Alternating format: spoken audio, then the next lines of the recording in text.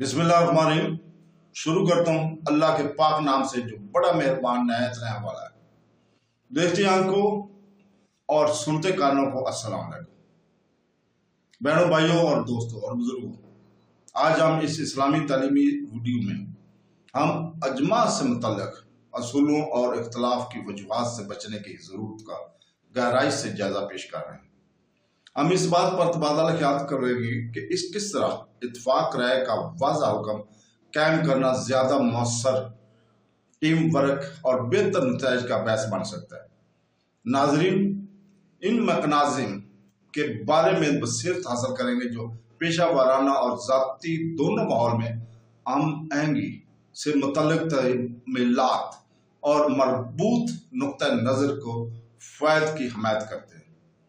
तो दोस्तों, बहनों, भाइयों, बुजुर्गों, अल्लाह ताला ने सूरह अल इमरान की आयत नंबर 105 में फरमाया, जिसका तर्जुमा है, और इन लोगों की तरह ना होना जो आपस में मुतफर्रक हो गए और उन्होंने अपने पास रोशन निशानियां आ जाने के बाद भी आपस में इख्तलाफ किया और उनके लिए बड़ा अजाब है।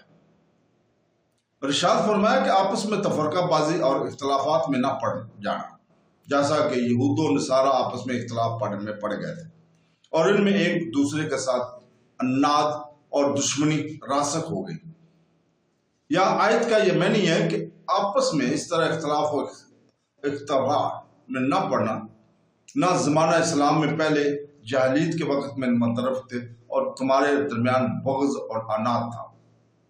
इस आयत में मुसलमानों को आपस में इत्फाक और अजमा का हुक्म दिया गया है और इख्तलाफ और इसके इसबाब पैदा करने की मामानत फरमाई गई है। हदीस में भी इसकी बहुत सी ताकीदें बात हुई है और मुसलमानों को जमात से जुदा होने की सख्ती से ममानत फरमाई गई है। हजरत अब्दुल्ला बिन उमर रज़ियल्लाहु ताला से रवायत है कि सरवर कायनात सल्लल्लाहु अलैहि वसल्लम ने फरमाया, अल्लाह ताला मेरी उम्मत को गुमराही पर जमा ना करेगा और अल्लाह ताला का दस्त रहमत जमात पर हो जाए, और जो जमात से जुदा हुआ वो दोज़ख में गया। हजरत अनस बिन मालिक रज़ियल्लाहु ताला से रवायत है, नबी करीम सल्लल्लाहु अलैहि वसल्लम ने इरशाद फरमाया, मेरी उम्मत गुमराही पर कभी जुमा ना होगी। जब तुम इख्तलाफ देखो तो बड़ी जमात को लाजम पकड़ लो। आज का जो फिरका पैदा होता है वो इस हुक्म की मुखालफत करके ही पैदा होता है और मुसलमानों में तफरका अंदाजी के जुर्म का मुर्तकब होता है। तो दोस्तों, हदीस के मुताबिक वो शैतान का शिकार है। तो दोस्तों, अल्लाह ताला हमें इससे महफूज फरमाए। ख्याल रहे कि ना इत्तफाकी और फूट का मुजरम वो शख्स होगा जो मुसलमानों का रास्ता छोड़कर नई नार निकालेगा। जो इस्लाम की राह पर कायम है वो मुजरम नहीं है। तो इसीलिए बहनों भाइयों, हम अल्लाह ताला की पैरवी करते हैं। जो कुरान पाक में अल्लाह ताला फरमाता है, हमें उसके ऊपर अमल करना चाहिए। हदीस नबवी को पढ़कर उसके ऊपर अमल करना चाहिए।